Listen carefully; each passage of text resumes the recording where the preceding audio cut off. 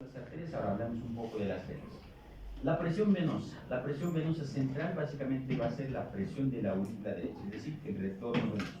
Sabemos nosotros que en un principio la aurícula derecha básicamente dona su contenido hacia el ventrículo, en este caso hacia de la aurícula hacia el ventrículo izquierdo, pasivamente, ¿verdad? Cuando hay una contracción y cuando se llena genera presión. De los 70 ml se presenta un aumento de presión.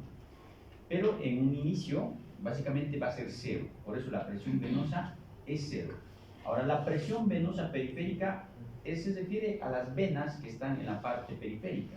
La presión de ellas es diferente, ¿ya? Puede variar desde 9, 30 y hasta 90 milímetros de mercurio dependiendo de los cambios de volúmenes. La presión venosa central está regulada, por tanto, en este caso, por el retorno venoso.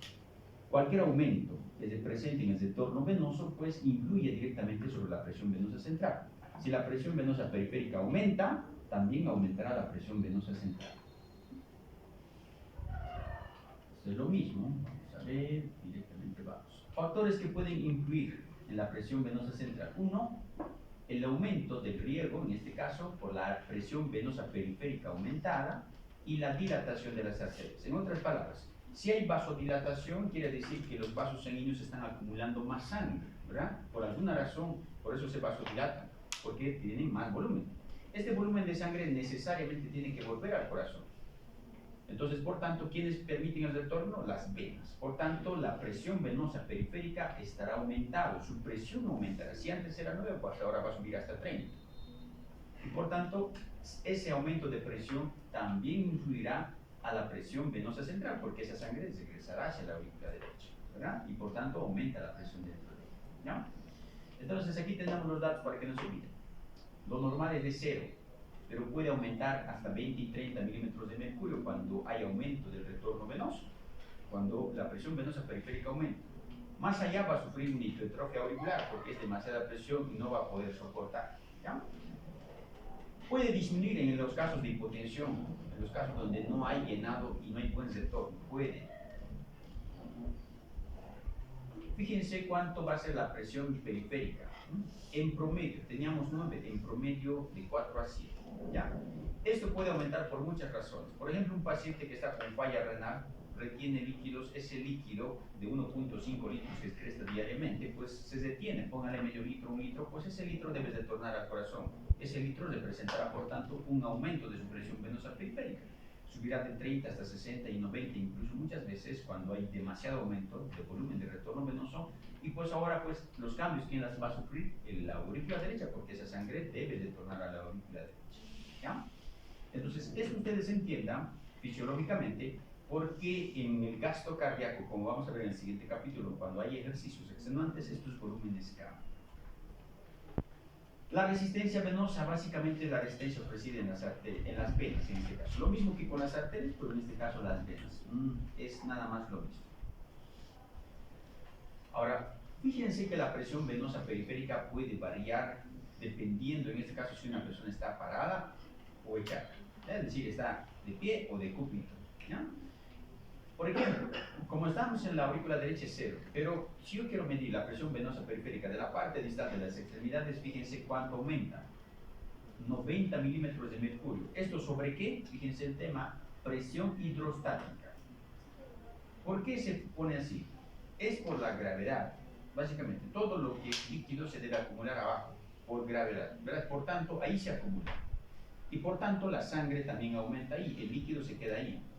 Y yo sé por tema que hay solutos y hay agua, por tanto la presión hidrostática, el agua se aumenta hasta 90 milímetros de mercurio. Estos cambios de presión van a ir diferente a medida que salga del corazón. Vamos a ver en este ejemplo. Fíjense, aquí es 0. Fíjense aquí en el tronco de la aorta, aquí, perdón, abdominal, fíjense, es de 20, luego en esta extremidad superior es 35, y a medida que se va alejando del cuerpo va a ser 90 milímetros de mercurio. ¿De cuáles estoy hablando? Las presiones hidrostáticas sobre las presiones venosas. Influyen netamente porque básicamente las venas están guiadas por las presiones hidrostáticas y por los módulos. Entonces, en cualquiera de estos casos sigue siendo el agua, en otras palabras, el acúmulo. Entonces, a medida que se va a alejar, el agua se acumula siempre en la parte de abajo por la gravedad y por tanto su presión tiene que aumentar versus de la parte superior. Ahora, ¿qué les permiten básicamente manejar esos cambios de volúmenes de acuerdo? En ese caso, por ejemplo, si la presión venosa periférica normal es de 4 a 7, hasta 9 máximo, pero si yo tengo una presión estática de 90 milímetros de mercurio, es mucho, ¿verdad?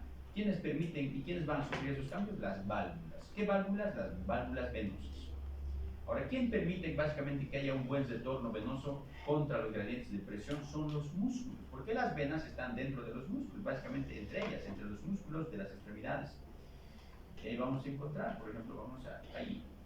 ¿Verdad? Entonces, por eso un paciente que camina, que realiza buen ejercicio, deambula por lo menos, hay una contracción activa de sus músculos, lo que permite que dentro de un segmento, por ejemplo aquí tengo la válvula superior, válvula inferior, la presión dentro de ella aumente tanto que suba, porque es hacia la parte de arriba. Es unidireccional, no es bidireccional las válvulas, por tanto van a permitir que sea una bomba. Entonces los músculos forman parte de la bomba para el retorno venoso, así como el corazón para las arterias, para la parte periférica. Entonces aquí los músculos permiten que haya un buen retorno venoso contra las gradientes de presión, porque iniciarán presión. A medida que con el cierran este segmento vascular venoso lo van a cerrar de un modo que la presión aumenta, se dispara tanto que de aquí se abre su válvula y va a salir disparado hacia la parte superior contra el gradiente de presión, venciendo en este caso la gravedad, ¿verdad? De abajo hacia arriba. Entonces, por eso en pacientes que están postrados en la cama, fracturados, etcétera, no hay buen retorno venoso, se queda estancado ahí. Y por tanto, esos pacientes van a sufrir una trombosis venosa periférica, lo más seguro, porque sangre estancada representa trombosis. Lo mismo cuando hablamos de fallas valvulares, si va a haber insuficiencias valvulares, vamos a ver las venas varicosas, dilatadas, están aumentadas de presión básicamente y van a ser edematizadas porque la presión venosa periférica aumenta la permeabilidad capilar, la presión hidrostática sube y esa agua se extravasa hacia los tejidos periféricos y por tanto un paciente va a encontrar con edemas en miembros inferiores, ¿verdad? Porque sus venas, en este caso sus válvulas han fallado y no hay quien permita el retorno hacia el corazón. Muy bien, entonces, por tanto, los músculos, por si acaso, forman parte del retorno venoso como bomba venosa, ¿ya? Entonces no se van a olvidar, no voy a entrar a patologías. En relación a esta parte de reservorio de sangre, vamos a nombrar algunos órganos. Por ejemplo, el vaso puede 100 ml albergar, una cantidad de esta. El hígado, otros tantos ml, y las grandes venas, las abdominales, las toracoabdominales, como son grandes, obviamente son las que básicamente albergan la mayor cantidad de la sangre. Entonces, en resumen, las venas o el territorio venoso es territorio de reserva de sangre, porque su distensibilidad es mucho mayor, 8 veces más, hemos dicho, y su capacitancia, por tanto, se multiplica esa cantidad de veces también, y por eso ahí está reservado la cantidad de sangre. Y cuando va a haber un problema de shock hemorrágico o de alguna causa, pues se moviliza la sangre desde ahí para suplir las necesidades de ese órgano dañado o de ese tejido dañado. ¿Ya?